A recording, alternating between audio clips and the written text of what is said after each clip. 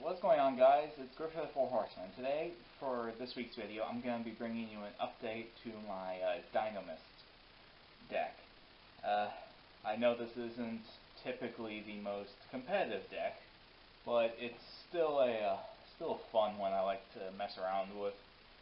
It's actually, if you make the build right, it's actually quite decent against certain decks. But yeah, so let's jump right in. And as always, if you could, drop a like on the videos because it does help tremendously. And if you want to leave a comment down below about what you think of the deck and any suggestions you might have.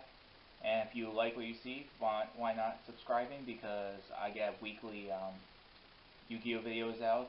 So yeah, with that being said, let's jump in. So first off, I run 3 Dinomist Rex. For this deck, you basically run 3 of like every single Dinomist because of cards you need. Because you're going to need like 1 of each for every deck, for every duel. So Rex is really good. He can shuffle a card into the deck, and he can attack. And he can. What was his first one?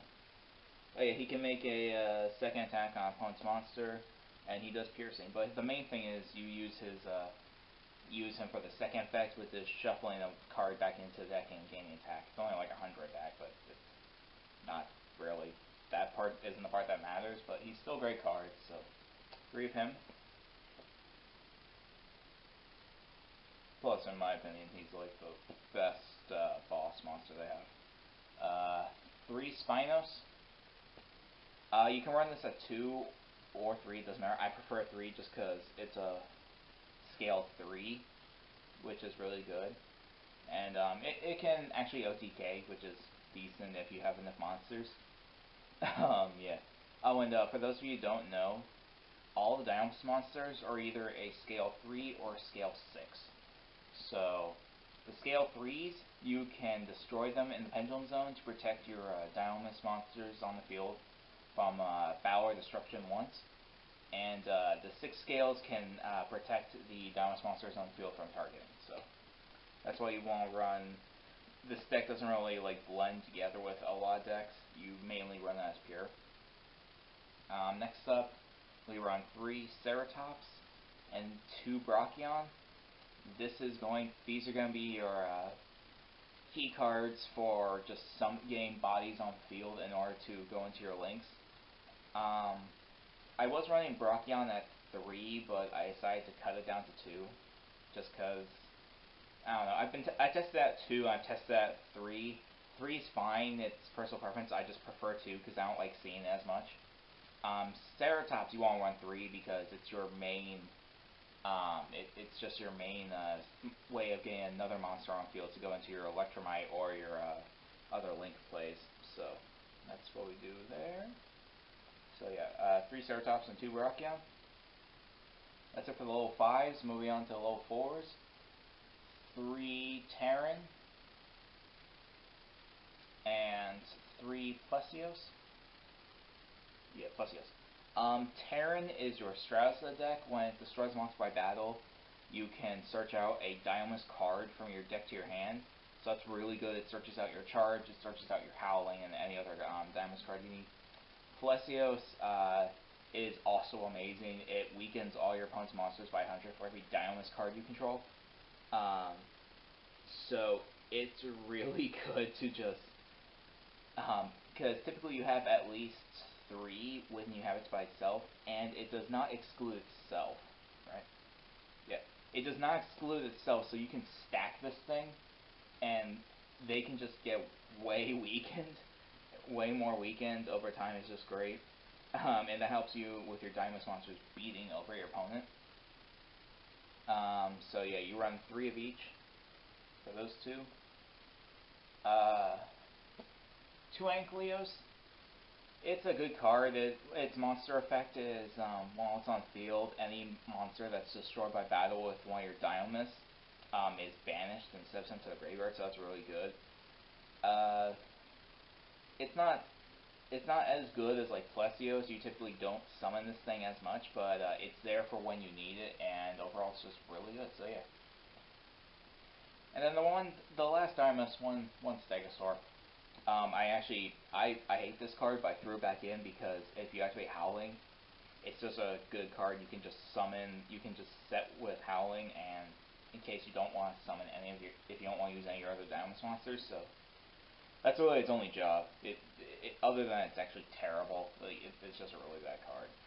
If you're not using it for the Howling play, which I'm using it for, don't run this thing. But it's another 3 scale, so it's there in case you don't want to use a Terran, a Spinos, or like a Ceratops. So yeah. But overall, it's still a bad card. That's it for the Dinomist monsters. That's it for the Dinomist monsters. But we actually still run some more card monsters.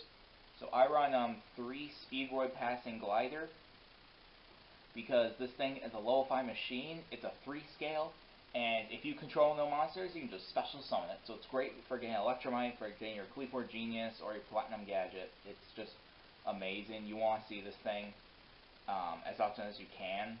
So yeah. Next up, the last Pendulum monster, 1 Rescue Hamster. This is something I threw in because all your Dinomist monsters and even your Passing Glider, you run all 3 of except Brachion, Ankylos, and Stegosaur. Besides those 3, you run everything else at 3 of, so it can just summon like 2 Plesios, 2 Rex, 2 Spinos or such. So it's interesting. I'm testing it. I don't know how well it's gonna go. I might take it out, but it's something I'm testing. And the last 2 cards. The last 2 monsters, 2 Cyber Dragons. So I know someone's going to look at these and be like, but why are you running 2 Cyber Dragons? I will tell you why. Because it's a level 5 machine. You're already running Infinity and Nova, so that's great. Plus, on your opponent's turn, if you're going second, since this deck can go either first or second, you can summon it. I'm assuming they have a monster in the extra monster zone, which like 8 out of 10 times they're going to. You can just summon Cyber Dragon, go into Mega Fleet, and just get the problem card off the field, and just continue with your play. So that's the main reason it's in here. This could be a side deck option, but I actually really like this in the main deck because it actually does come up and is really useful. So 2 Cyber Dragon. You don't want to run 3, but 2 is perfectly fine. That's it for all the monsters. Moving on to spells. 3 Dinomist Charge. God, I love this card so much. It's a Tenki for all your Dinomist monsters. And if a Dinomist monster is destroyed, and you can, once per turn, add it back to your hand instead of sending it to the extra deck.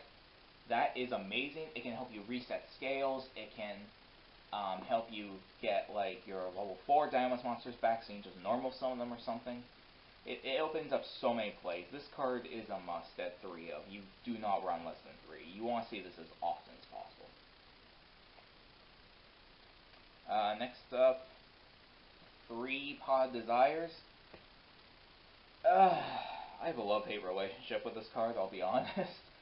You love it when you get like cards you need off it, but you hate it because if you draw another copy of it, or if you just banish too many of your key cards. But you run it in here because there is no other good like draw power card except for the next one I'm running for this deck. This card's just you just need it. It's just, this deck has so many issues with bricking to begin with. You need as much consistent draw power as you can get, and the 3 Pod Desires is the way you get those. The next 2 cards are actually 2 cards I think I was running before, but I took them out, but I decided to throw back in. 2 Ignite Reload. This card is actually coming clutch for me. It's not always the greatest, because sometimes the cards you get off of it aren't really what you need at the moment, but it's still a good card. Typically you want to have activate Pod Desires first and then activate this, because you can't activate Desires after activating Reload. But it's a decent card. This is personal choice. You can not run this at all. You can run this at like a 1, you can run this at 3, or a 2. I think 2 is the perfect number because you see it when you need it, but you don't see it as often, so yeah. And the last 2 spells, 2 dynamic power load. So I actually do run the field spell. I know, I haven't seen a whole lot of people run it. There are a couple, but yeah, I still run it because, yes, this card doesn't really actually do anything inherently the first turn, but it boosts your Dinomist, which is always good, even if it's only by 300. But the main thing is, it basically turns all your Dinomists into Armadis, which is amazing because that means you can use monsters like Terran and just beat over something and then they can't respond to it. So it's a good card. You don't want to run at 3 because it can't clog, but you won't run at 2 because it can help your Dinomist just beat over stuff, and yeah. And then moving on to traps. 3 Howling. Oh my god, this card was in any other Pendulum deck that was not named Dinomist, this card would be stupid. It automatically sets up to 2 Dinomist monsters in your scales, and it can bounce a card back to the hand just by destroying a Dinomist monster you control or tributing it.